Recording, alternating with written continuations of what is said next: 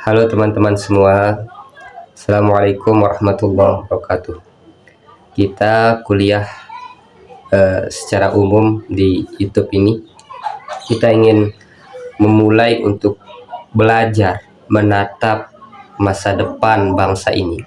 Anak muda itu harus berbicara tentang bangsa ini, karena ini bangsa kita sendiri, tanah air kita yang kita mengharapkan perubahan. Kitalah penghuni masa depan itu. Orang-orang yang hari ini kita lihat berada di dalam kekuasaan, mereka akan ada masanya berhenti. Lalu apa yang kita siapkan untuk menatap masa depan itu? Maka kita harus berbicara. Pertama yang ingin saya sadarkan ialah bahwa kepemimpinan itu sangatlah penting, teman-teman sekalian. Bahwa kita mengakui kebijakan yang diambil oleh suatu pemimpin pemerintahan di sebuah negara yang demokrasi itu akan menentukan segala bentuk apa yang akan terjadi di bangsa kita ini. Seringkali kita rasakan ketidakadanya kemerataan. Yang kita lihat bahwa yang di Papua berbeda dengan yang di Jakarta. Kita melihat ada sekolah yang tinggi grade-nya, ada juga sekolah yang bahkan tempat duduknya pun bolong-bolong, ada yang tidak punya kaki tempat duduknya dan lain sebagainya. Ini adalah kesenjangan. Padahal pendidikan sangat penting untuk mempersiapkan bangsa ini. Tapi sayangnya banyak kemudian para pemimpin yang tidak mau investasi di bidang pendidikan. Mereka lebih memilih untuk membangun sesuatu yang dalam jangka pendek bisa dilihat hasil kerjanya dan akan ditinggalkan, daripada investasi pada manusianya, kualitas manusianya. Maka daripada itu, kalau berinvestasi pada dunia pendidikan misalnya umpamanya, mereka akan merasakannya mungkin 20 tahun yang akan datang. Tapi sayangnya tidak semua sabar dan tidak semua pemimpin mau serius dalam hal itu. Karena menurutnya tidak ada yang bisa dia lihat, dia bisa ajukan untuk mencalonkan diri di periode berikutnya. Artinya, maka banyak pemimpin yang tidak memperhatikan hal itu, tidak tertarik mereka untuk menyentuh itu. Padahal kalau kita serius berpikir untuk bangsa ini, ya sudah, kita mulai tata pendidikan ini. Mulailah dari sekarang sebagai seorang pemimpin. Kemudian nantinya akan dirasakan oleh anak bangsa ini. Mungkin kita sudah mati, tapi anak bangsa ini bisa merasakannya. Itulah jiwa para pahlawan kita. Mereka mau berdarah, mereka mau terkubur di dalam tanah untuk memangku anak cucunya dan bangsa ini punya masa depan. Tapi sayangnya banyak para pemimpin yang hanya menyodorkan kebijakan yang mampu dinikmati dan dilihat hari ini, seperti itu, dan terfokus di sana. Akibatnya kualitas pendidikannya tidak terurusi dan akan menghasilkan banyaknya orang-orang yang tidak berpendidikan. Dan itu semua berasal dari kepemimpinan. Bahkan dalam agama Islam itu pemimpinan itu sangatlah penting, teman-teman sekalian, kalau kita mau serius mengkajinya. Contohnya, kata Nabi Muhammad, jika 3 orang keluar pergi safar, perjalanan jauh, 3 orang keluar, maka pilihlah pemimpin, angkat salah satu dari yang 3 ini sebagai pemimpinnya. Itu dianjurkan, diperintahkan oleh Nabi Muhammad SAW.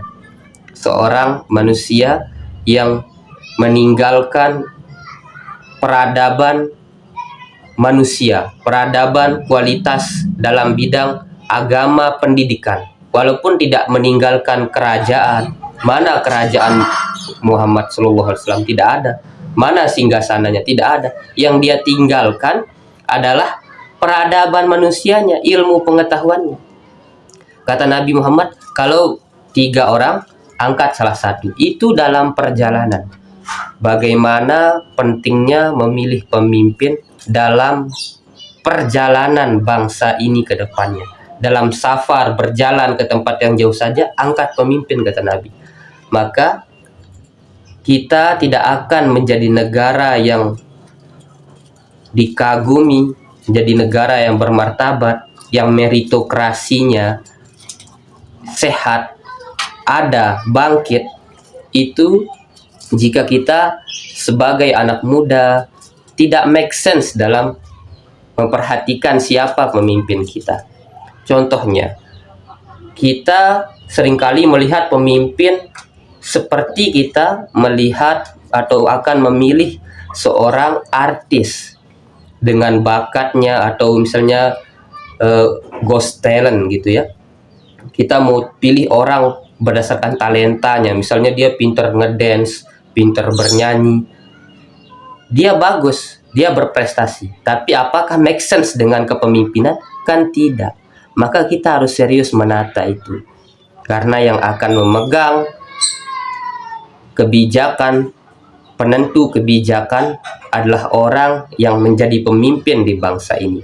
Maka ketika kita memperhatikan siapa pemimpin kita, maka kita sudah mengambil satu langkah untuk kita menentukan nasib anak bangsa ini ke depannya. Kita jangan berpesimis. Meskipun keadaan sekarang ini membuat kita pesimis, tapi kita sesekali menjadi terang di dalam gelapnya suatu keadaan. Maka ketika kita membawa terang itu, kita bawa terang itu dengan sama-sama kita sumbang pemikiran kita, maka insya Allah bangsa ini akan menjadi lebih baik. Tapi kesadaran itu juga harus dimulai dari memilih pemimpin. Karena betapa kita ingin idealisme, kemudian kita mendemo dan lain sebagainya, itu sah. Tapi akan sulit ketika sudah pemimpin itu duduk. Maka sebelum pemimpin itu duduk, nantinya ayo kita memilih pemimpin. Kita perhatikan pemimpin itu siapa yang akan memangku kebijakan ke depannya. Itu pastikan bahwa dia orang yang mumpuni, dia orang yang baik, dia lulus secara intelektual, beri dia panggung di kampus, uji pikirannya, dia lulus secara spiritual, dia baik akhlaknya, di tempat ibadah kita uji dia, baru kita tanya, tes dia di lapangan, dia lulus atau tidak secara suara atau secara elektabilitas. Tapi seringkali kita kebalik, elektabilitasnya duluan, baru kita perhatikan apakah dia itu lulus secara intelektualitas dan spiritualitas. Kita tidak memperhatikan itu dulu, kita kebalik seperti itu. Maka daripada itu, dari sini mari kita mulai menyadarkan diri kita bahwa apa yang kita pilih itulah yang kita sumbangkan untuk bangsa kita ini. Dan kita perhatikan, persiapkan diri kita. Kita tidak akan pernah tahu kita akan jadi apa. Boleh jadi kalau kita yang ditunjuk menjadi seorang pemimpin suatu saat nanti, kita sudah siap dan kita punya jiwa nasionalisme dan tidak akan mudah menjual nasionalisme kita, menjual integritas kita kepada sesuatu yang mampu mencederai dan mengorbankan seluruh anak bangsa di negara ini. Terima kasih. Assalamualaikum warahmatullahi wabarakatuh.